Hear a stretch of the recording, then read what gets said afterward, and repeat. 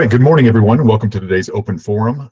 Today, as you saw on your invitation, we are going to be talking about the standard contract, which is the, you'll hear called the CRSP, the standard, the contract for residential sale and purchase, and the differences it has versus the as is, and which one you should use representing your buyer or seller. And so just kind of I think most of the time we're using the as is. And I'll make my opinions clear before we get off this call. But most of the time we use the as is. But I want you to be familiar with both contracts, so you can be on top of your game when representing buyers and sellers. You will have some buyers or sellers who do not like the sound of as is. They are scared by as is. I'm not purchasing that house as it is.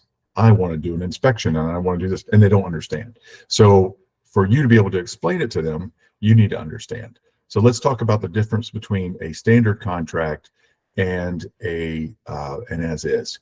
So first of all, this is called the standard. It's what we call it, the standard. And let's look through that real quickly. Up front, everything is very self-explanatory. This part will fill in from the MLS if this is what you do. Either with Form Simplicity or Transaction Desk. Obviously, I'm using Transaction Desk right now, but it'll fill in from whichever one. Here's where things start to get a little bit different. Everything is the same up here. This is where things start to get a little bit different. The numbers obviously are on the left on this contract. It's easy to identify right off the bat. Numbers are on the left. Here's where you put your escrow agent. Initial deposit. Guys, don't leave these blank. You definitely have to check to be delivered, or a company's offer to be delivered to the escrow agent within 3 days. Go ahead and you fill in the blanks on these, please. Additional deposit. We're going to talk about this briefly as well. We have a situation right now with one of you who someone filled out a contract incorrectly and put additional deposit to be delivered within 10 days. They put this number here, which means it's within 10 days if left blank. Also, why you don't leave things blank. So we're going to talk about that as well, but pay attention to what you're doing here. 99.9% of the time, we just see the balance, the total financing, and then the balance due. But this is why you have to know what you're doing. Financing, it's the same. It is buyer will apply the 5 days to apply, the 30 days for loan approval, unless you pick something else. And they actually use commitment on this one too, the loan commitment, which we didn't used to use. But approval letter is fine. Closing date, occupancy, this is normal. Okay. Seller cost, this is where it gets really tricky. Seller cost. Seller will pay up to this, and this they've changed it. So this was this used to be a bunch of lines here on the left side of the document that would say 1.5% for this, 1.5% for that. It still has that. It's just written in paragraph form now, which is, I don't know why they did that, but they revised this in July of 2023. They made it a little bit easier to tell the difference. They used to call them general repairs. Now they're warranted items. That is not a warranty. Those are warranted items, meaning they were necessary to be done. They had to be done. So that is not going to be. And it does outline later in the document what is a warranted item versus an aesthetic repair. What do they call them? A cosmetic item. All right, so this is where we get in trouble because people leave these blank. Well, the seller will pay up to 1.5% of the purchase price for warranted items. So if you have an $800,000 house, the seller is going to be on the hook for $12,000 automatically. For the repair, for the repairing warranted items. No negotiation, no nothing. Okay. Up to blank for wood destroying organisms. So that's another 1.5%, another $12,000 for if there's any kind of WDO in the home, and that can be just anything that looks kind of wet and the possibility of a WDO, but that's another $12,000. And up to blank for cost associated with closing out open permits and obtaining required permits for unpermitted existing improvements. Now, what does that matter? Shouldn't they be doing that anyway? Yes, they should, but in a normal as is, they can negotiate for you to just sign a hold harmless on a porch that's been there for 25 years, and maybe it was there when they bought it, and all that stuff. You guys have many times had your buyers sign a hold harmless to accept that something's an open permit and it's been out there forever or whatever. But in this case, if there's an issue with it, the buyer sees it, they can say, well, you need to pay $12,000 toward fixing that. These are all things that your seller is going to be obligated to pay. So it's very important that you understand this, or you zero these out, which is what I would recommend. This is where this gets tricky. It depends on the house, it depends on the seller, etc. Depends on the price you're getting for it, etc. This is where this gets very tricky. And we'll contrast it to the as is later. Buyer's cost, same as usual. Let's go down here and look at title evidence. Seller will select, buyer will select. It's all the same stuff that's in the as is for the most part. It's just in different order and different in paragraphs. We don't use abstract of title anymore, just so you guys know. Don't click that one. Special assessment by public body. At least this one's a little more obvious about talking about a public body when we do these assessments and who's responsible for them. That's a rare thing with the public body. So typically, if you leave it blank, the buyer, in this case, buyer is left blank. Usually it's seller. I think in the other document, it's seller if left blank. Home warranty, the same as the other one. Inspection period.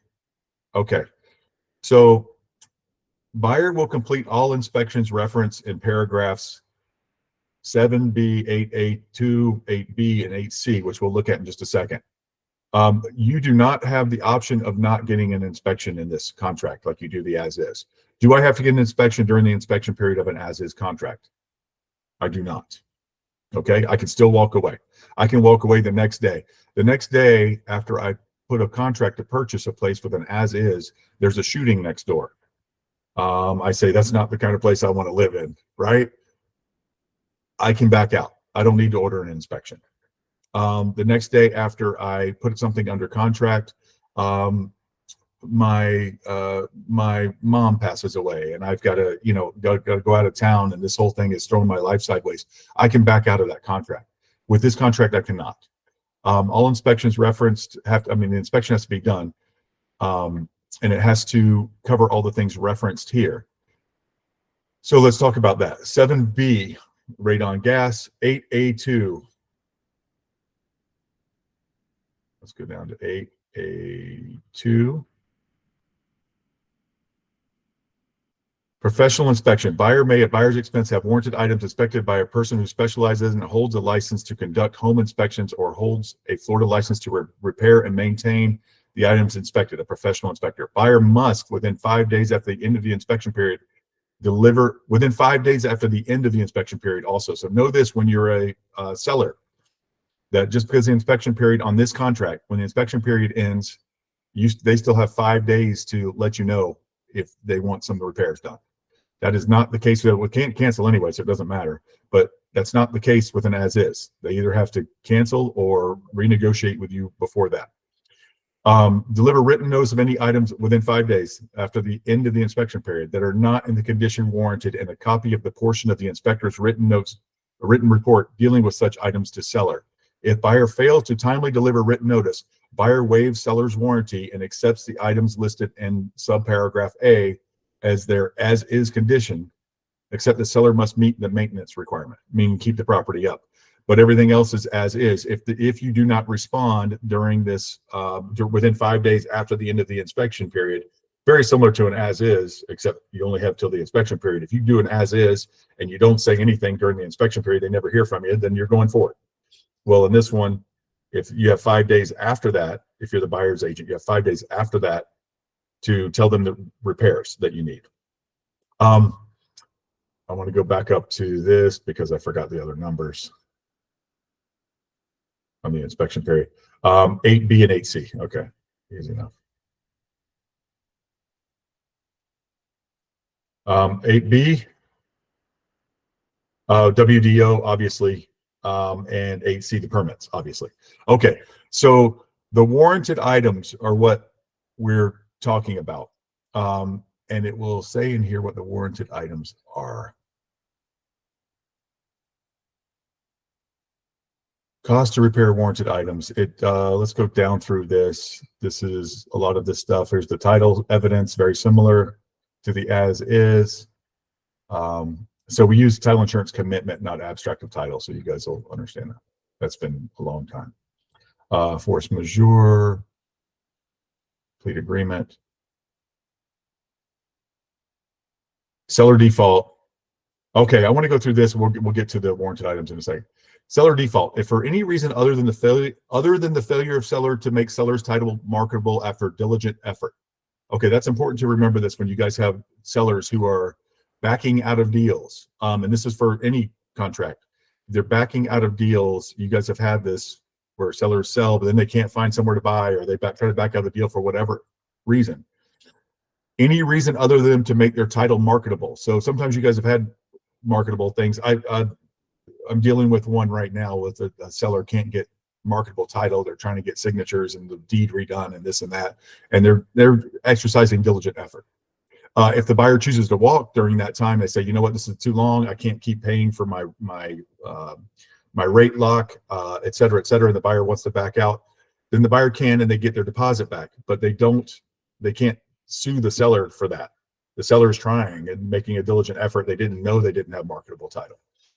Seller fails, refuses, or neglects to perform this contract, other than this first thing we talked about where they just can't get marketable title.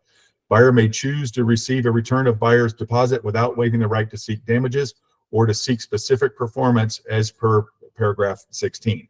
So if the seller is trying and just can't get marketable title, the buyer can only get their deposit back.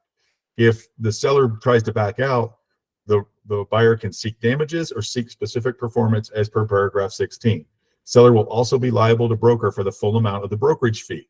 So if your seller backs out because they decided to back out because they couldn't find another house, or they just didn't want to sell it anymore, they still owe you, still owe Florida Realty Investments technically, and they will pay you the brokerage fee.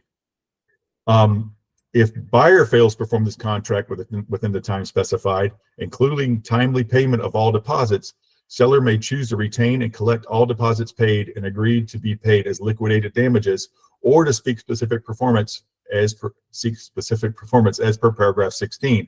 And broker will, upon demand, receive 50% of all deposits paid and agreed to be paid, up to the full amount of the brokerage fee. To be split equally between the brokers, by the way, up to the full amount of the brokerage fee.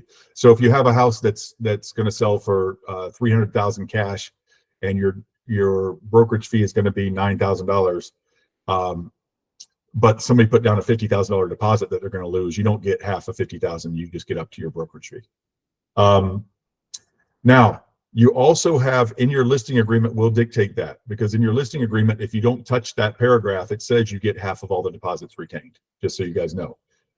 We've been over that in the listing agreement before. If you don't touch that paragraph, then you automatically get 50% of all the deposits that are retained by your seller. I don't know if you guys know that, but you're entitled to that per your listing agreement, unless you change it.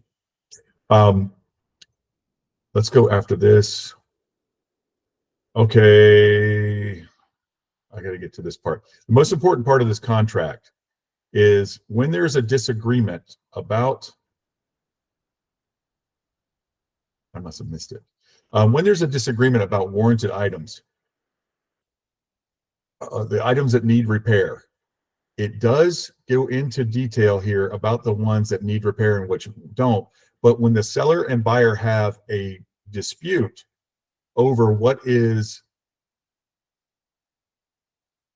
really needs repair and what doesn't, like if I say, well, your inspector's wrong, there's nothing wrong with that. My best friend is an inspector and he said it looked fine. Well, guess what? Now I've got to hire an inspector. If I'm the seller and I don't like your inspection, I've got to hire an inspector to come in and dispute that. If my inspector disputes your inspector and we can't agree on anything, then together we have to pay for a third inspector, and that one is binding. Here we go. No, that's not it. Here we go. Seller will obtain repair estimates and is obligated only to make the repairs necessary to bring warranted items into the condition warranted, up to the repair limit. Seller may, within okay, so the seller has to make the warranted repairs up to the repair limit. Seller may, within 5 days after receipt of buyer's notice of items that are not in the condition warranted, have a second inspection made by a professional inspector and will report the repair estimates to buyer. If the first and second inspection reports differ and the parties cannot resolve the differences, seller and buyer together will choose and equally split the cost of a third inspector whose written report will be binding on the parties. If the cost to repair warranted items equals or is less than the repair limit, seller will have the repairs made in a workmanlike manner by an appropriately licensed person. If the cost to repair warranted items exceeds the repair limit, either party may cancel this contract unless the party pays the excess or buyer designates which repairs to make at a total cost to seller not exceeding the repair limit and accepts the balance of the property in its as-is condition. So that's a lot to take in.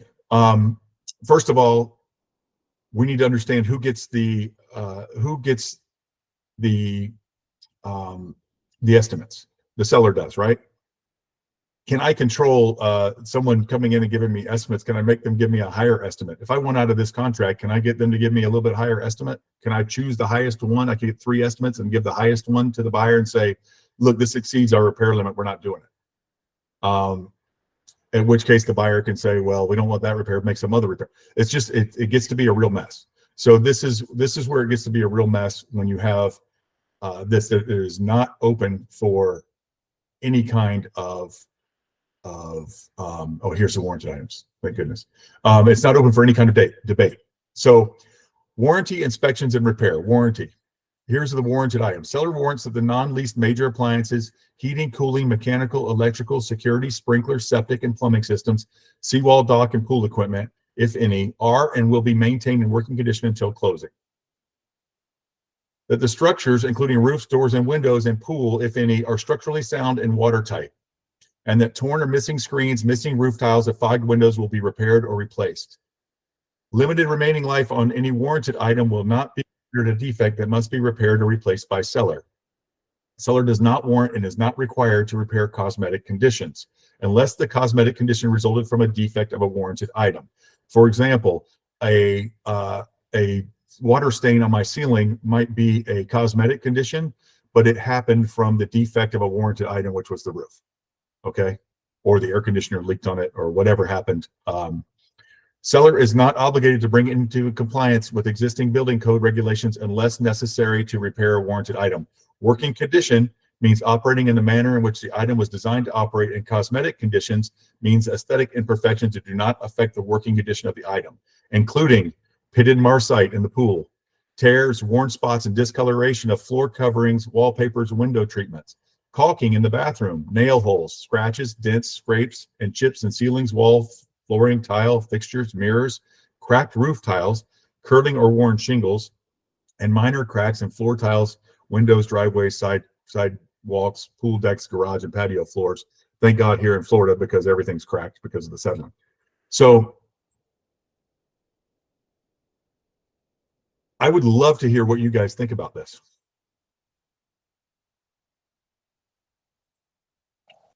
I hate it. Is that Angie? Angie, do you want to share a recent experience that you had? Sure, I wrote a little bit in the chat, but it wasn't really clear, probably because it's a kind of a long story. But the seller or the listing agent said that the seller was requiring the CRSP contract. So despite, my wishes and what I was preparing my client for, we used that one. And when it came to inspection, there was a bunch of things in the inspection report. There was foundation issues. There was the siding was kind of wobbly and not sure what's behind the siding that's causing it to all be bent and stuff. It was a flip, it was a recent remodel, and the seller was basically a contractor flipper. So does this all the time and basically seemed like they were not wanting anyone to get out of a contract easily. So that's why they were requiring the CRSP one. And so when the inspection report came back, I sent them, my buyer wanted to cancel, but we couldn't just cancel because it wasn't an as is. So I sent the list of every single repair on the inspection report, which was very expensive and very big repairs. And they agreed to all of them. So I was like, great, okay. Like I thought I was gonna have them. I thought they would say, no, we would never do all these repairs. It's like 50 grand of work. But they said yes. And then I said, okay, well then we need this, this, and this also, and we need it done by this time. And you know, we need licensed workers, we need invoices, like we need everything, you know, like I was trying to make it as complicated as possible for them. And they still kept saying yes. Every single time I threw more stuff at them from the inspection, they kept saying, yes, yes, yes, we'll do it. We'll do it. And my buyer was like, no, there's no way. I just don't want this house. Like, this is just too much. The work that they've already done is shoddy and I'm not confident that they're going to get it done correctly now anyways, but I wasn't finding anything out of the contract based off of that. Right. So, they put in an addendum that all the repairs would be done. But when it came to the foundation, I gave them a company because the foundation company wouldn't let me schedule it. They said the seller had to, or the seller's agent. So I told them on like a Friday or something that needed to be done by them and that they had an appointment for the following Friday. And then they never called and scheduled it. So they didn't do what I asked them to do. I said, the only way we could find out the foundation issues is if you guys call this place and get an estimate or call somebody and get us an estimate. So they didn't do it. And then they said that then they put in the addendum that it was contingent upon like figuring out what's going on with the foundation. Like they weren't all the way agreeing to the foundation. And I was like, no, that's not okay. They need the foundation completely 100% fixed in order to move forward. And I was like, and since you didn't do it last week, there's no way it'll get done in time. And she's on a time frame. She needs to close by this time. She has the money available. It's allotted for that. It has to close on this time or else she can't buy this house. So they couldn't get the repairs done in the time frame due to kind of their negligence, but even if they weren't negligent, they might not have been able to. So I copied and pasted a bunch of stuff from the contract and was like, no, she doesn't accept it in the as is condition, which is that last line there. I think it was 221 around there. And so they finally agreed to give the escrow deposit back, but it was about 2 weeks of going back and forth and me asking for a ton of stuff and them saying yes to everything and me getting really nervous because we had the $5,000 escrow deposit and worried that my buyer was going to lose that. Yeah. So never again. That's yes. And when you guys get these, I think it's important to look at that. And thank you for sharing, Angie. I lived through a little bit of that with Angie, and it's important that you okay. First of all, when your seller gets this, if you look at this line 193 here, they're all structurally sound and watertight, and the torn or missing screens, missing roof tiles, fogged windows will be repaired or replaced. You're agreeing to that right off the bat before we get into the 1.5%. Okay, that's not part of the things that they can complain about. These are all things that have to be perfect on a house before you agree to this contract, or you have to make perfect before they even do an inspection. I mean, it doesn't have to be chronologically before they do it, but these are things that will not count on their 1.5%. You have to fix the missing roof tiles. You can have cracked roof tiles, as you can see down the line 202, but you can't have missing roof tiles. So curling or worn shingles, you can have all that stuff, but you can't have missing shingles. Okay, so it just gets very complicated. So let's look at the as is, and I want to talk to you guys a little bit about something else that we had going on. You guys are very familiar with this, and then we had someone do this. Additional deposit, instead of the $126,000 they needed to close, which is down here where it says 0. Oh wait, am I sharing the? Let me make sure I'm sharing. Sorry. Instead of the $126,000 that they should have put down here where it says 0, they put it up here on line 37. Now they put $126,000 here, which says it was left blank then 10 days after the effective date. So they owed this at the end of March, let's say. They did not make that deposit, and when asked about it, when it was due, the buyer's agent said, "Oh, I meant to put that as balance to close." When you that's a pretty big mistake, right? So the seller, could the seller get out of the contract because they didn't make their deposit? By the way, the seller wants out of the contract. Could the seller get out of the contract because they didn't make their deposit? Yes, they can. Now, what if the seller did not pursue this because they just thought, oh, it was a mistake, or they accepted the listing or the buyer's agent's explanation and said, okay, that's fine. But then 5 days later, they decide they want to cancel. So it depends on if they have been diligently pursuing this, or if they just accepted the person's thing, or if they, especially in writing, if they said, oh, that's fine, no problem. Or discuss making an addendum, or did whatever. It's the same as that 5 days to get to start your, I've seen people try to cancel contracts because the buyer didn't apply for their mortgage within 5 days, but nobody ever said anything.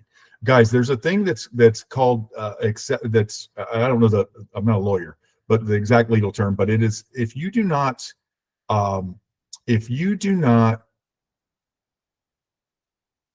dispute something within a reasonable amount of time, then you cannot dispute it later and go back and cancel. If everybody goes forward with the contract as though everything is hunky-dory, then you can't go back later and say, oh, you didn't make that deposit, or your escrow was a day late, so we get out of this contract. We're getting out of this contract. You can't do that.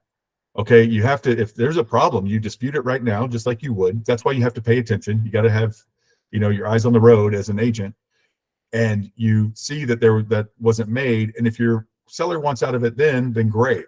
But if they decide 5 days later and you haven't been pursuing it, or you told them, oh, it's okay, I understand it was a mistake, then you can't go back and get out of the contract for that. There might be other ways you can get out of the contract, but not for that. And if the agent was sloppy enough, let's say, to put that in the wrong spot like that, they'll probably make more mistakes. So I would be paying attention for that 30-day loan approval period, because on the 31st day, if you haven't heard from them, you can get out then. So there you go.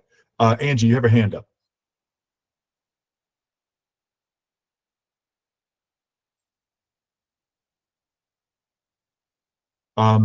Okay, Tammy, you have a hand up. Okay, that was me. The situation. Oh, I know. So yeah, you probably don't want to say my name. So I told the sellers that it was a mistake and that I was going to do an addendum to correct it. But now, because their financing is so, they're probably fine. They probably can close, I'm thinking, because they're trying to sell that expensive home and the underwriter is giving them problems. So therefore, the lender doesn't know if he's going to go this way or this way with the loan. But he assured me that they can get financing. It just might be more expensive because the underwriter is saying they're buying a second home and not downsizing. So, so as a result of that, they haven't ordered the appraisal. And so now my buyers can't really put an offer in on another house contingent on the sale of their house, because most people want to know, is your inspection done and has the appraisal been done? So they're kind of stuck. And now that we had this person call for a backup, they probably would like to get out of the contract. But initially, when I said, hey, the guy made a mistake, we're going to do an addendum, they kind of agreed. But then the wife said, can we get out of this? Like, she doesn't really want to sign it because she'd like to get out of it based on the fact that they didn't put that escrow in. But are we too late now?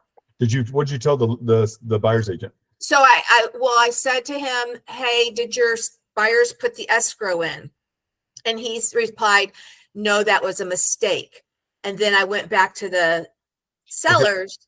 Right. But what did you tell him? Have you had any communication since then with him? I did say, I'm writing up a contract or an addendum, changing, like to change that. Then you're cooked. I'm dead. Yeah. And you've been going forward with other conversation about the appraisal, et cetera, et cetera. No, not really with him. Not with him. Okay. But you told him that that's okay, we're going to write an addendum. He's like disappeared. I mean, he is like so uninvolved. It's unbelievable. I've been really dealing with the lender, which is pretty good. So yeah, that's what you're gonna, Tammy, that's what you're gonna get from a person who would make that mistake. Is, I mean, they're probably not a full-time, Johnny Realtor. So what he's doing is, you once you told him, okay, then we're gonna do an addendum, I'm gonna write, the fact that you're writing it should tell you which everything that the you need to know sellers about do that. kind of agreed, the sellers kind of agreed to that, but now It doesn't matter what the seller, Yeah. it doesn't matter what you and the sellers have talked about behind closed doors. Yeah. All that matters is that you told him, okay, I'm going to do an addendum for that. That's okay. You're off the hook. I don't think that that's going to hold up as a reason to cancel. Okay. When is his 30 days up? The 30 days is up April 16th. Okay. Well, that's still 2 weeks. So, I know. So he could still tie you up for And 2 the more weeks. closing is May 1st. But he's only had it under contract for 2 weeks too then. So the 2.5 weeks. So the appraisals, I mean, that can still be, it's not unusual that the appraisal isn't back yet. But they haven't even ordered it, but I understand, but Yeah. right now it doesn't take long to get an appraisal done. I mean, Right. they're not hurting. They're not in arrears on anything really. Right. Them having the lender telling you about their inner workings of their loan and what they're trying to do is not real. So I would have to read the contract again to clarify, but so if you get to the loan approval date and they haven't said we're good or not good, You don't have to read the contract. I'm going to go over it just a second. So yeah, they have 30 days. Yeah, Angie, go ahead. Yeah, I'm back now. Sorry, I've been in and out on an inspection. I'm not sure if you went over this because I've been in and out. With the CRSP contract, the standard one, sorry to go back to it because I really wish it would just die. But I did notice that there was like an as-is addendum to that. Is there anything that we could do if someone insists on using the standard contract? Anything that we could put in there that does give our client the right to cancel period? Yeah, there's a right to cancel addendum. Addendum? Okay, Yeah. so we could use that if they Yeah. insist on that contract I and don't then know why the be seller would. protected. I don't know why the seller would allow that, but yes. Yeah. But yes, you can. There's some Okay. sellers will. Yeah. And it's really weird that the seller insisted on that. Usually buyers are afraid of the words as is. Sellers aren't. Mhm. Yeah. Sellers are like, great, as is. Yeah. Yeah. Yeah. Because they don't even know that it means that they can negotiate for repairs until you explain that to them. And how many times have you had a seller's like, what do you mean they want repairs? It was an as-is contract. Everybody says that, right? If they're Right. not experienced. So make sure you're explaining that to the sellers as well. Say, they have this, they can still get out of it. They can still do this, right? They can get out for any reason. They're going to get an inspection. And they may ask for repairs. You know that how you were telling me your roof is 17 years old. They may ask for some concession on that to get a new, whatever. They may not be able to get insurance. They may, so you have to explain all that stuff. But yes, you can do a right to cancel. Yes. Yeah. Perfect. And that's why they have that. That's why they have that form, because you don't need it with an as-is. Tammy, let's talk about this. So the financing period, let's go down to financing. Okay. I go through this every time with this because it's complicated and I appreciate that you guys care and you want to know how to do this. So buyer's failure to use, let's go down to line 102. Okay. So right up here, this contract is continued, sorry, back to 89. Within blank days, which you guys usually leave blank, but go ahead and write 30 there. Sometimes you guys I've seen 20, I've seen 45, and you guys, you've been using it properly. I appreciate that. Buyer obtaining approval of a whatever kind of loan they're pre-approved for. Check one, usually fixed, but it can be whatever. Interest rate not to exceed. Some people write the word market in here. I like to write what they're pre-approved for, or maybe even below that. It gives me, that's kind of a trick that gives you an out later if you need it. And for a term of, let's say 30 years. Buyer will make application within 5 days. Fill these in, please. It helps you remember too. After the effective date and helps the buyer see that also. And look, you sign that. It's just, when I tell my buyer later that, look, you guys said, it says on the contract, you're going to do it within 5 days. It looks better if you write it in here than if you say, oh, it was left blank. It's 5. And use good faith and diligent effort to obtain approval of a loan, meeting the financing and appraising terms of paragraph B above. Have you guys ever had a buyer who does not make a diligent effort to get their loan after they go under contract? Well, there has been lots of buyers who have not made a diligent effort and not responded to the lender and not done this in time Oh, and yeah. that in time, and that happens. So they need to do this. But this is part of what they're signing. Your buyers are adults. Sometimes we baby them and think, oh, they didn't understand. Well, it's your job to make sure they understand, and they're adults signing binding contracts, legal contracts for hundreds of thousands of dollars. They need to understand. So they have to diligently attempt to get loan approval within the loan approval period, and thereafter to close this contract. So they have to keep using diligent effort to get loan approval and then close the contract. Loan approval, which requires buyer to sell any other real property, shall not be considered loan approval unless the rider V is attached. That's the sale of buyer's property. So if the seller has as a condition, I'm sorry, the lender has this condition that the buyer has to sell their other property, and you don't have a rider V, you don't really have loan approval. Okay. Buyer's failure to use good faith and diligent effort to obtain loan approval during the loan approval period shall be considered a default under the terms of this contract. Okay, so when this contract changed, when we got rid of loan commitment and got loan approval, when this contract changed, it also changed that the buyer now agrees, and the lenders had to be in on this too, that the lender can talk, the seller or seller's agent can talk directly to the lender, and the lender has to share information like they are with Tammy on Tammy's deal.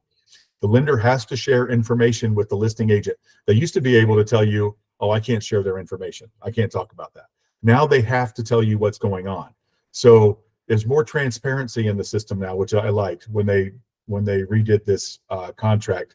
It wasn't the 720, it was the 2020 revision. They revised it again in July of last year, but that was for the foreign buyer thing. For purposes of this provision, diligent effort includes, but is not. Oh, by the way, so if Tammy talks to their lender and the lender says this buyer's not responding to me, they're not getting me any of the paperwork I need, blah blah blah, then that is what Tammy can use to cancel the contract. Okay, they're not using diligent effort. That is the thing that you could respond to right away and say they're not doing it. Tammy, yes, because they were supposed to write a letter for underwriting explaining why they're going from a $1.8 million house to a 775, and that they're really downsizing, and the underwriter's questioning they're really the downsizing. Okay, that's fine. That you can't do it for that. I mean, they're diligently trying, regardless of their situation.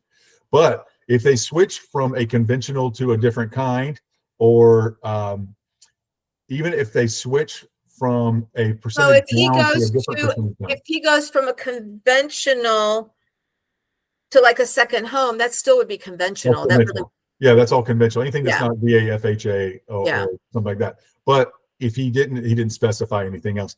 But the amount down, you can possibly raise an objection with that. If he said he's going to put 80% down or 90% down, and now he's going to do, or he said 80, now he's only, I'm sorry, 80% low, 20% down, and now he's only doing 10, or he said 50% down and now he's only doing 30, then that is something that you may be able to cancel based on. But that's something I would ask a lawyer about that. I'm not sure, but that is a term of the contract that they are changing without your approval. Everything needs the seller's approval, unless it's specifically stated on here that they can change it. Buyer shall, for purposes of this provision, diligent effort includes, but is not limited to, timely furnishing all documents and information required by buyer's mortgage broker and lender, and paying for the appraisal and under fees and charges in connection with buyer's application for financing. So if they said I want to order this appraisal, but they haven't paid me yet, etc., then they're dragging their feet through the process. That is the opposite of diligent effort. Buyer shall, upon written request, so not always, keep seller and broker fully informed about the status of buyer's mortgage loan application, loan processing, appraisal, and loan approval, including any property-related conditions of loan approval, meaning you got to fix the roof or I can't buy it. The lender says that. The underwriter says that. Buyer authorizes buyer's mortgage broker, lender, and closing agent to disclose such status and progress. Is what we're just talking about. The buyer contractually here authorizes their mortgage broker. They didn't used to have that. Lender and closing agent to disclose such status and progress, and release preliminary and finally executed closing disclosures and settlement statements as appropriate and allowed to seller and broker, meaning the listing agent. If within the loan approval period, buyer obtains loan approval, buyer shall notify seller of same in writing prior to expiration of the loan approval period. That means within the 30 days. Or if buyer is unable to obtain a loan approval within the loan approval period, but buyer is satisfied with buyer's ability to obtain loan approval and proceed to closing, buyer shall deliver written notice to seller confirming the same prior to the expiration of the loan approval. So here's what you have. You have three things that you can tell the listing agent. So let's say you're the buyer's agent. You have three things that you can tell the listing agent within the 30 days. You can say, great news, we got the loan approval, we're going forward. That's one. You can say, kind of great news for you, the seller, we didn't get loan approval, but we're still very confident and we're going forward. Okay. Third, you can tell them we did not get loan approval and we're getting out, and you get your deposit back. Okay. If you tell them nothing within that 30 days, the seller can back out on day 31, 32, and 33. They have 3 days to back out. So if they don't tell me anything, not Then- one word, Then you can back out on day 31, 32, or 33. so I don't have to hear anything from them. Correct. Now, if both agents are sleeping at the wheel and day 35 comes and nobody said anything to anybody, then we're still going forward. Okay. So I can send a cancellation on day 31. You can send them a cancellation for the purpose of them not informing you about their financing. Okay. And then there might be a legal battle there probably. Well, yeah, but you'll a small claims battle over the deposit. I mean, if they want to. Yeah. But no, you have to return their deposit. So you cancel, you have to return their deposit. Oh, okay. They can try to get you to specific performance. So. Okay, got it. But they're in violation of the thing. They're not going to win. So their lawyer is going to tell them, did you let them know during the loan approval? And they're going to say no. And they're going to say, well, they had the right to back out. Read line 120. If buyer fails to timely deliver any written notice provided in paragraph B above to seller prior to the expiration of loan approval period, then buyer shall proceed forward the contract as though paragraph 8 above had been checked as of the effective date. Provided, however, seller may elect to terminate this contract by delivering written notice of termination to buyer within 3 days after the expiration of loan approval period. So that's day 31, 32, 33. Provided buyer is not in default under the terms of the contract, buyer shall be refunded the deposit, thereby releasing buyer and seller from all further obligations under this contract. Okay. So the seller can cancel on day 31, 32, or 33, assuming assuming 30 days for the loan approval. It changes to what? If you did 25 days, then it would be day 26, 27, 28. The buyer has, if the buyer's timely provided either written notice provided in paragraph 8 above, and buyer thereafter fails to close this contract, the deposit shall be paid to seller unless failure to close is due to seller's default or inability, or property-related conditions of the loan approval, specifically excluding the appraisal valuation, have not been met unless such conditions are waived by other provisions of this contract, in which event the buyer shall be refunded the deposit, thereby releasing buyer and seller from all further obligations under this contract. Okay. So one of the things that needs to be done here, if you have a property under your buyer has a property under contract and the appraisal comes back low and we cannot work anything out, can my buyer is not approved under the terms that we agreed to on this contract. Okay. So I have not met loan approval and I can get my deposit back as a buyer. Okay. If I do not have my appraisal done within my loan approval period. So Tammy, if they don't have their appraisal done during the loan approval period, they can't get out later because it doesn't meet appraisal. If you were to let them go forward, okay, then they can't get out on day 35 because of their appraisal. They had to have it done during the loan approval period. And if it comes in short, then they can use it to get out, assuming they can't come to some kind of agreement. So wait, say that again. So if their appraisal came in after the loan approval period, then they're out of luck. they have to pay the difference if it didn't appraise. They have to pay the difference or pay or give up their deposit. Yeah. Okay, got it. Okay. All right. Jean Yang, you have a hand up. Yes. My question is, as I told you this morning, so financial contingency will be like line 89, right? There is a financial contingency, right? I'm sorry. Within the 30 days. Line 89. Line 89. Yes, you gave them 30. You said 30 days. 30 yes. days, right? So in my situation, so I also can use, as you told, that is in line 115 to line 125. I also can use that condition to get a deposit, Yes. right? Yes, if they're unable to obtain a loan approval within the loan approval period, cannot timely meet the terms of loan approval after all the exercise of good faith and diligent effort, buyer may terminate this contract by delivering written notice of termination to seller prior to the expiration of loan approval period. So if it's a financing issue, like in your case, the lender says that it has to be painted and the buyer has to come out of pocket for that, and the buyer doesn't want to come out of pocket for that, then the Yes. buyer can say that the property doesn't meet the terms. Okay, so can get money back, right? Yes, in that So case, I have it would go to, back. do I have to like take Photoshop from That's those why I lines to told the you. seller? For those of you who don't know, that's why I told you on the phone this morning. I told you to get a Letter. letter of denial from the lender. That's all you Okay. need, and then you can get Okay. the thing. And it doesn't Okay. even have to be specific. Just they're denied for the contract. Just the They're letter. denied I don't for have. financing per the contract. Okay, so I don't have to according this contract, blah blah blah. Just letter. You're not just what? I'm sorry. So I don't have to inform the seller according to the contract, Oh, loan you have to approval. inform them that they got denied and send a cancellation with it. So send a denial letter and a cancellation letter. Release it. Should be, okay. Okay. Thank you. All right. Monica. Hello. All right. Take your hand down. Hi, can you hear me now? Oh, yes. Hi, Monica. Okay, hi. So the contract indicates the kind of loan the buyer will be applying for, right? Like Yes. if it's a conventional loan, if it's fixed or adjustable. So the question I have is, let's say the buyer is not approved, and then you realize that, oh, you know what? The contract said it was going to be a fixed conventional loan, but they applied for conventional, but it was adjustable. Is the seller still obligated to return the escrow deposit in that case? Like even if there is a little bit of change in the kind of. So if I don't get the loan that I wanted, so let's say I go for a conventional, like you said, a conventional fixed, which is what we always click on here, right? That's the standard. Conventional and fixed. And I go to my lender and they said either, oh, we can't do conventional, you need to go FHA. That makes a big difference to the seller. Okay, that's a legitimate difference. Or they say, I can't approve you at that rate for fixed. It's going to be adjustable. Well, I don't have to accept that as a borrower. I don't have to accept that. I can say no. I can say okay, and the seller's never going to know the difference, right?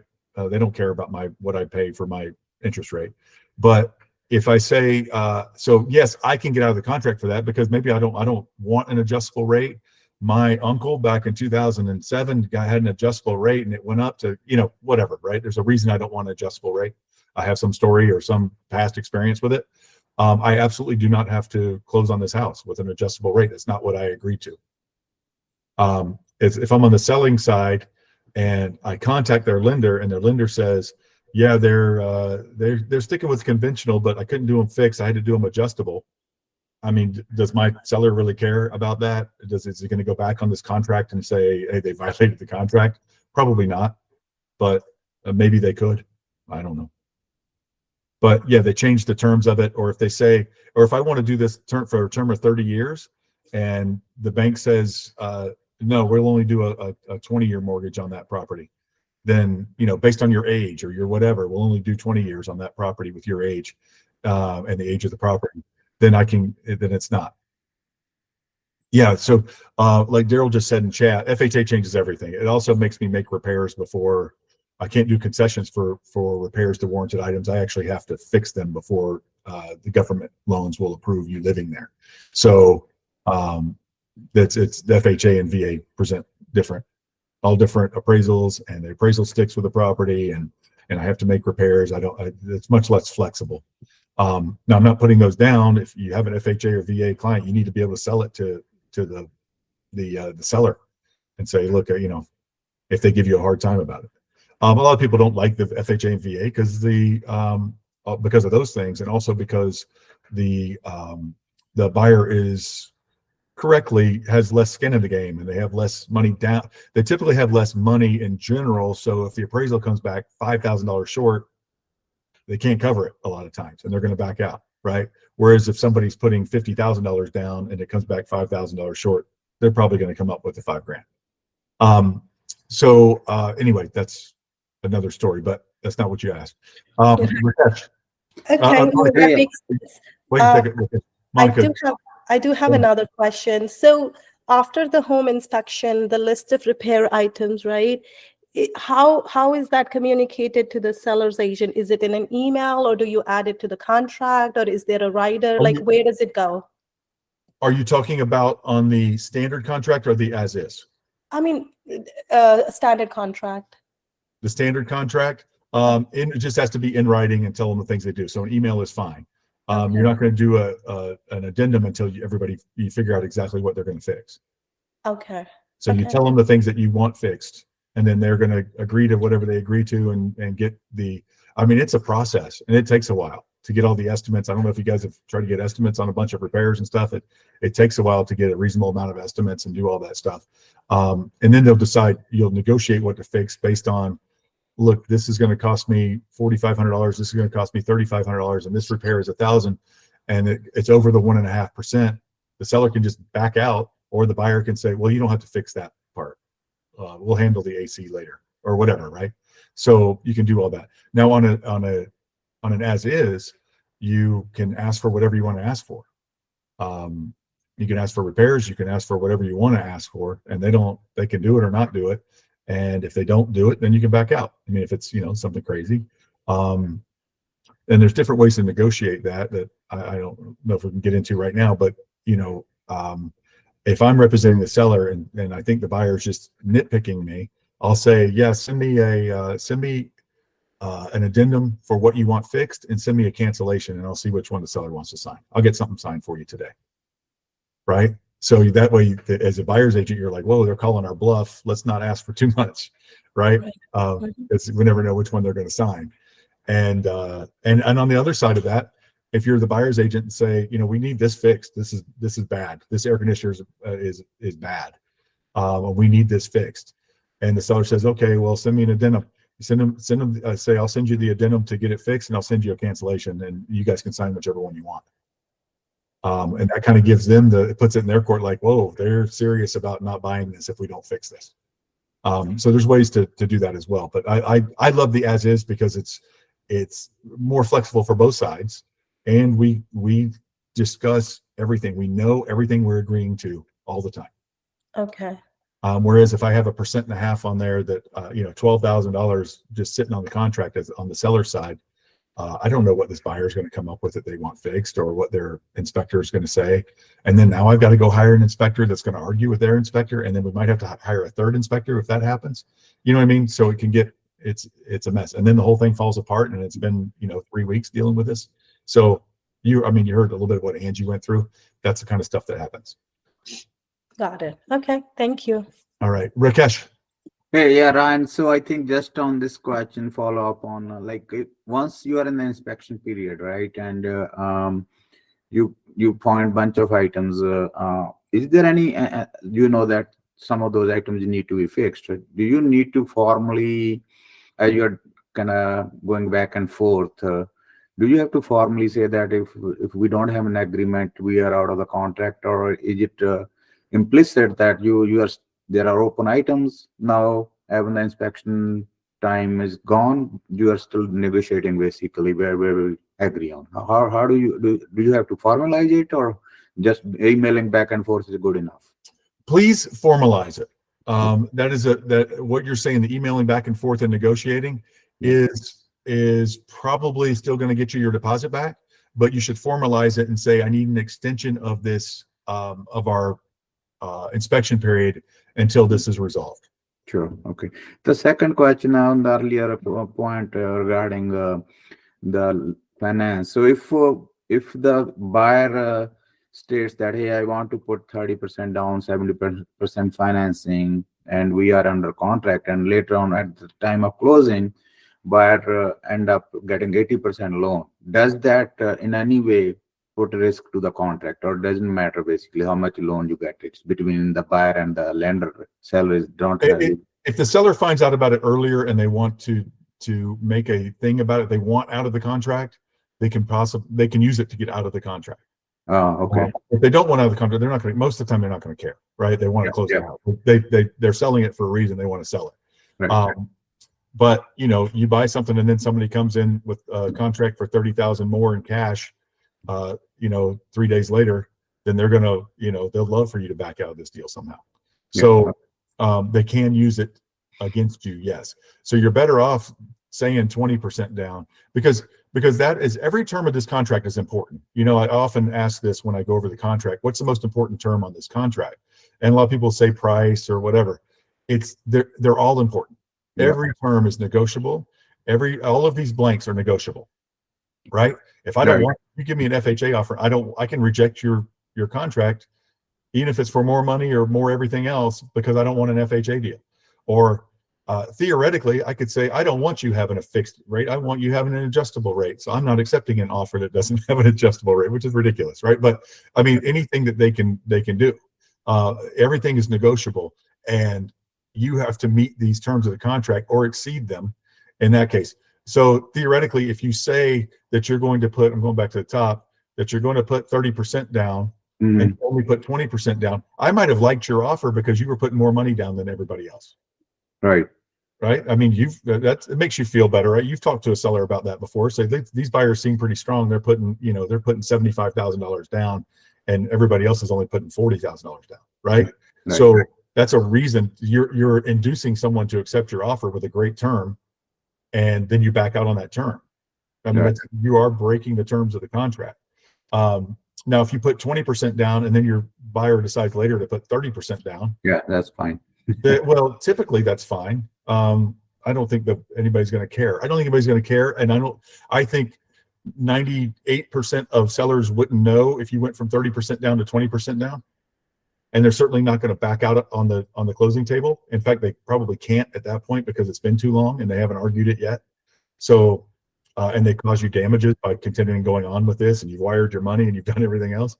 So, yeah, you always want to be able to go backwards in this. For example, I can't say this is a cash deal and then go finance it without your approval. Right. But I guess just on the point, I can't say it's a finance deal and then go cash. And no seller has ever backed out because of that. Right. Yeah. But I think to your earlier point, I agree that every term is important, need to be adhered to. But when it comes to the how much the buyer is financing, actually, how does seller knows about that? Seller's allowed to talk to your lender, and they're allowed to answer all your questions. Okay.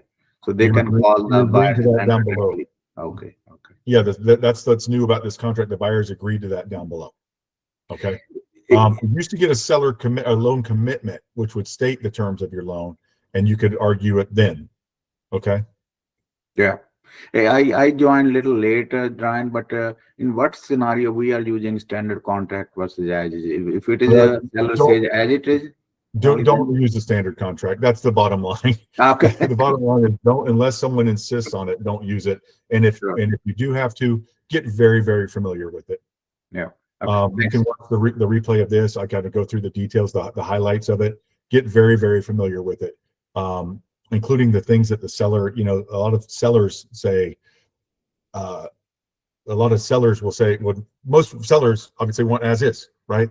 Sometimes a buyer will say, oh, I don't want it as is because I'm scared of an as is. And you have to explain to them, look, we get an inspection period. You can back out for any reason whatsoever, including a personal reason or something you find out about the neighborhood later. Or you go, you know, we've had people who drive by the house or they go when the inspector goes, and then they find out that the dogs bark all day, every day next door, you know, and so they want to back out for that reason. Well, guess what? You can't do that with a CRSP, with a standard contract.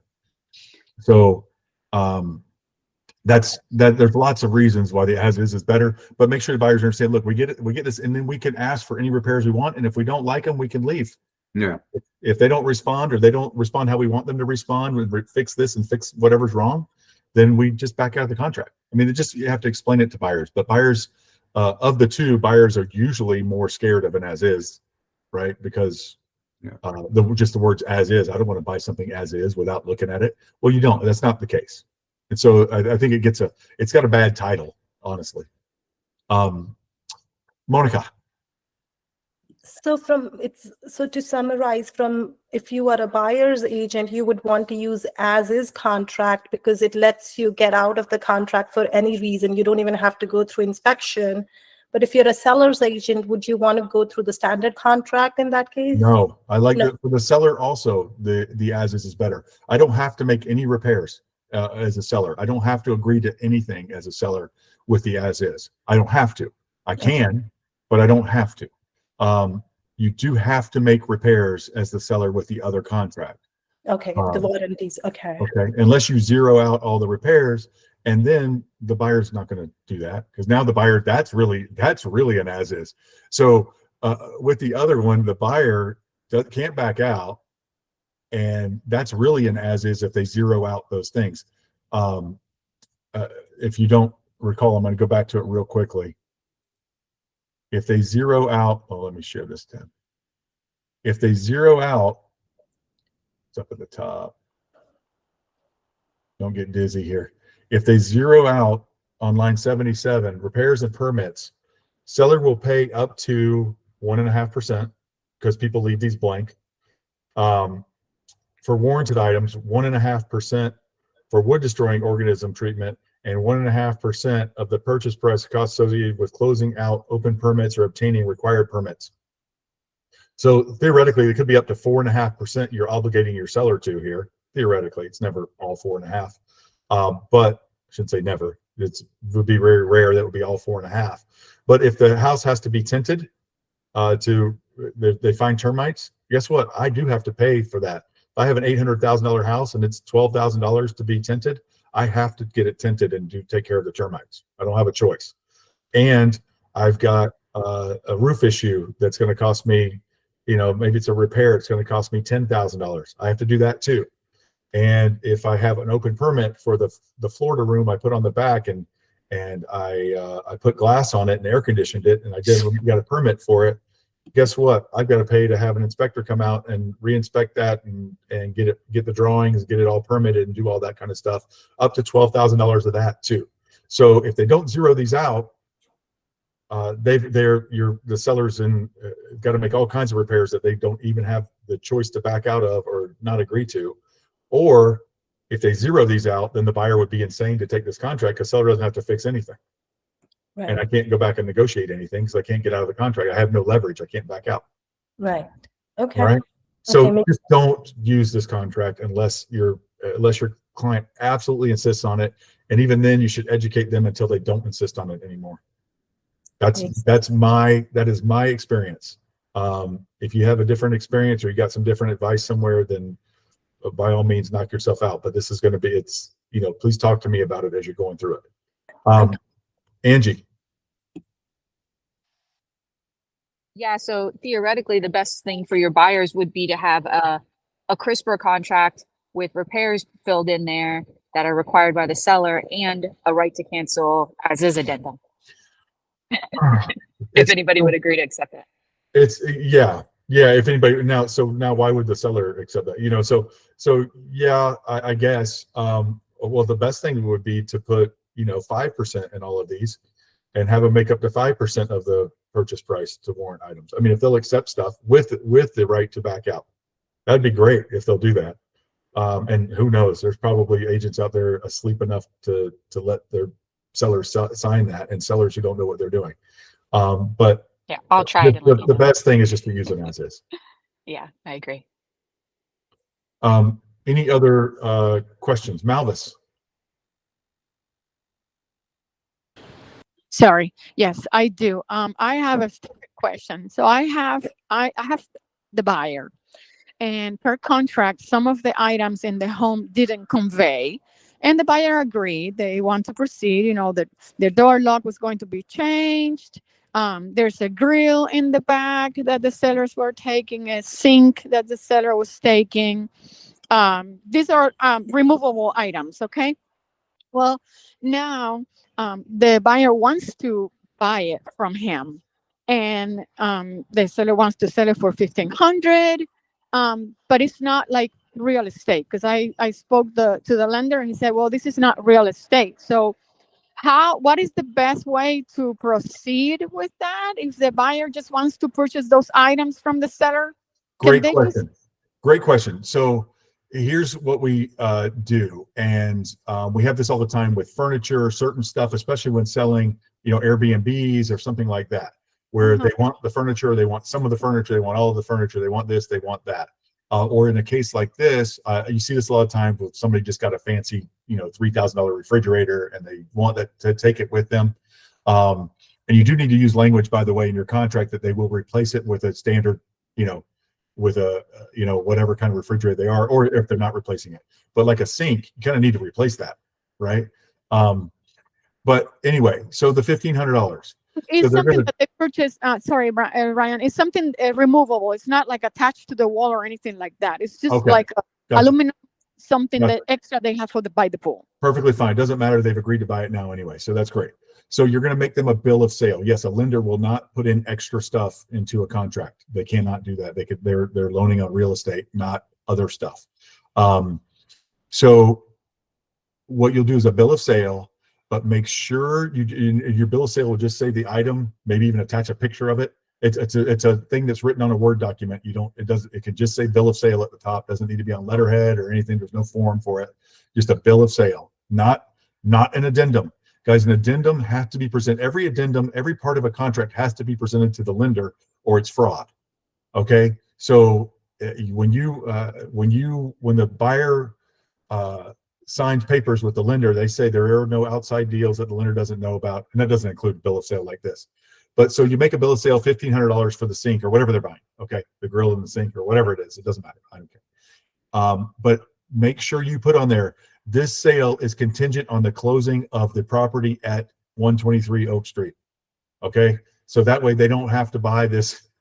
They don't have to buy this sink for $1,500 if they're not getting the property. Okay, so Okay. you make it contingent on that. I recently did one for an Airbnb where the furniture, half the furniture was included and half wasn't, right? So we did a bill of sale for $1 because it was supposed to be included in the contract. They negotiated for that when they bought it, and the seller didn't care. They didn't want the furniture anyway. So they did a sale for $1 of all, half the living room furniture in the bedroom for whatever, right? And they did a sale for $1, bill of sale for $1. But we made it contingent on the property closing, because where you get in trouble with that is otherwise, if they back out of the contract for some reason, they can still come take half the furniture for $1. So you make it contingent on the sale of the closing of the sale. All right. So do a Okay. bill of sale. You and write a then bill of sale. You can write it on a napkin or a piece of paper or whatever. Just do it on a Word document. Bill of sale. Identify the item, the price, and make it contingent on the sale of the property, and have both parties sign it. when you say there is a bill of sale document that people use to sell cars, is that what you're talking about, or are you No, I talking about?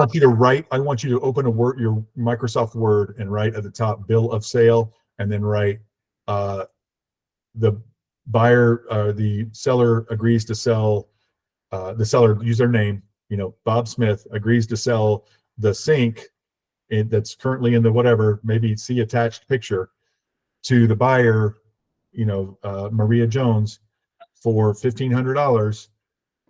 This sale, and then at the bottom, right, this sale is contingent on the closing of the property at 123 Oak Street, and then have them both sign it. Okay, and that document doesn't have to go to the lender because it's not It's not an addendum, and it's not part of the real estate. correct. I mean, the lender's Okay. gonna know about it. They don't care. They're just not part of the deal. Okay, yeah, I called the lender to find out what was the best way, because the listing agent asked me for an addendum, and I said I don't think that needs to go on an addendum. It can't. No. Okay, okay, It can't and go then, in an addendum because then it they has to can be presented. do. Then the buyer can do like a money order or a cashier's check to the seller at closing. Yeah, or cash, whatever they want. Okay. Venmo, whatever they want. Okay, thank you, Ryan. All right. Yolanda. You're muted, Yolanda, if you're talking. Yes, I know. I'm sorry. I never asked a question, but I have a question. When I specify in the realtor's remark that we require an as-is contract and they send the regular contract, what should I do at that point? What do you They mean? said They they send a send the standard after standard you, contract. they Huh? send a standard contract after you said you want an as is? Yes. Reject it. Tell them to write it again on an as is. Okay. If Thank you. or go away, one or the other. Can the seller write in the realtor remark? Can you write in the realtor remarks on behalf of the seller that the seller will only accept an as is contract? Absolutely. Okay. Seller, Thanks. it's up to the seller how they want to sell their property. That's one of the terms. They want it on an as is contract. Just make sure that that's, make sure it's true and that they understand that as is better or for whatever the purposes are. Okay. Thank you. All right. So yeah, so the right thing to say is, I guess you guys didn't see it in the realtor remarks, but the seller only will accept an as is. And there's lots of reasons, the guys that people make the things they do. You guys have had sellers before that say, I am not giving more than a 10-day inspection period because they've got burnt on something before, or they heard from a friend that, some horror story of someone that did this or did that. Or I will not do an FHA. And you tried to explain, to that you've had lots of great FHA clients before and they close their deals and they, whatever. And they say, absolutely won't do FHA. Why not? We took an FHA deal before and it blah, blah, blah, right? So they had it on their last house they sold. It was a nightmare, whatever, right? That's their prerogative, as long as they're not violating any fair housing laws or rules or anything like that. As long as they don't say we won't sell it to this kind of person or that kind of person, or, they have to have a family to live here. That's a violation. So you can't do that. But anything else, they want it on an as is, they want it this or that, they won't take an FHA, that's up to them. Any other questions?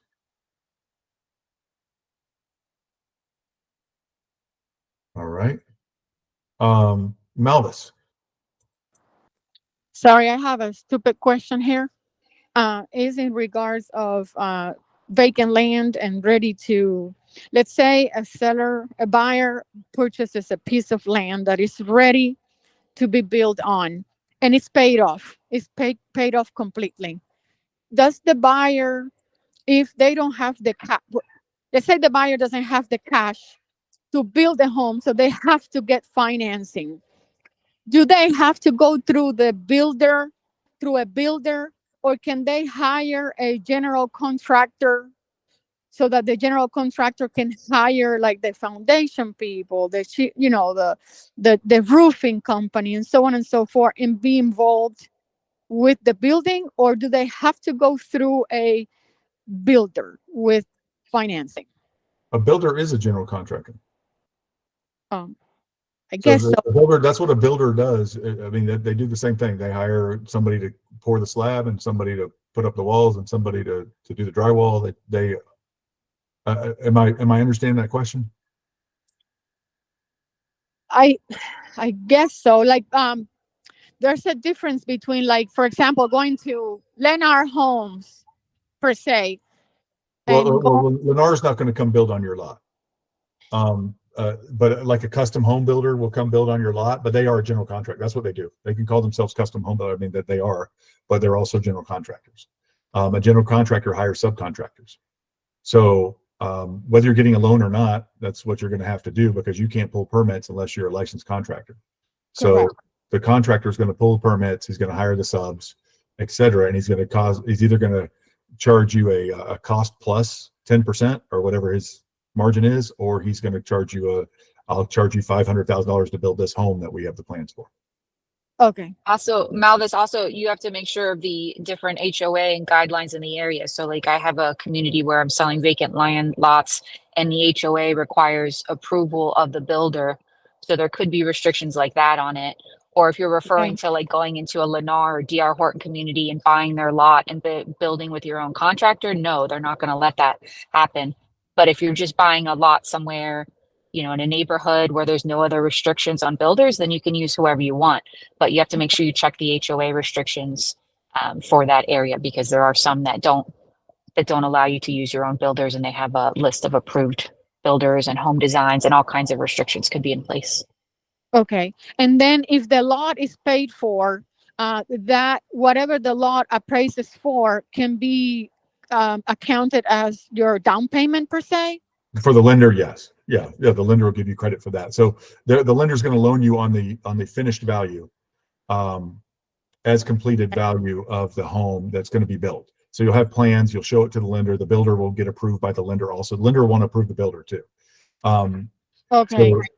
So they'll say, look, this lot is worth 150,000. When you build this 3,200 square foot house on here, it's going to be worth 750,000. So we will loan you. I mean, you already have 20% down with your $150,000 lot, and then you're only going to pay interest only during the building, and they're going to do draws with the what's called draws with the contractor. The contractor is going to get the slab poured. He's going to get X amount of money, depending on how many. They might do 6 draws, 7 draws, 25 draws, whatever. But every time the contractor meets a milestone, they're going to get paid for that. So that's how that works. And then you're just paying interest on. At first, it's just $30,000 for pouring the slab, and then it's $75,000 for whatever. So you're going to be paying interest a little bit more as you go along. All right. Thank you. All right. Any other questions on anything real estate related? Hey, Ryan, do we anticipate changes to these forms with the new things coming in July timeframe or no? That's a great question. Possibly slight changes to these, but I don't foresee any direct changes necessary based on how the buyer gets compensated. It's not covered in here. I don't think it'll still be covered in here. Sure. Yeah. But you're probably going to be writing some stuff in additional terms, and we'll have approved language when that comes around. We'll get some legally approved language from our brokerage on there. So if there in fact are changes, if there are any contracts which are still in flight, even if they go all the way to June, July, they will be executed under the whatever the form those were executed, right? There'll be what? I'm sorry. So if you have contracts which are still in process, which maybe you go on the closing happening in June, July, those will still be following the same form which they were started on. If Yeah, of course. Yeah. Anything under contract that you were offered an MLS compensation and you're in contract when the changes take place, you still get paid. Yeah. Whatever you were offered on MLS. Yeah.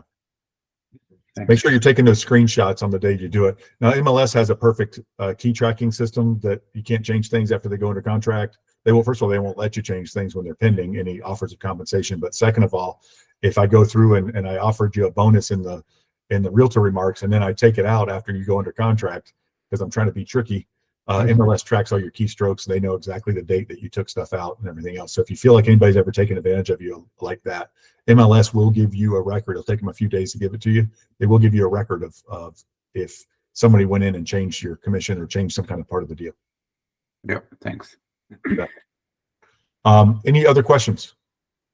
Comments? We are still working on the Thompson brokerage. It'll be ready soon, and everything is going well. You guys have any other questions or anything before we go? Going once, going twice. All right, guys. Have a great week. We've got some special stuff coming up for you in the next few weeks. And great question, Brian. It's very soon. Brian, I need to talk to you separately about something. All right, guys. Thank you very much. I appreciate you all coming, and we will see you next week. Bye, guys.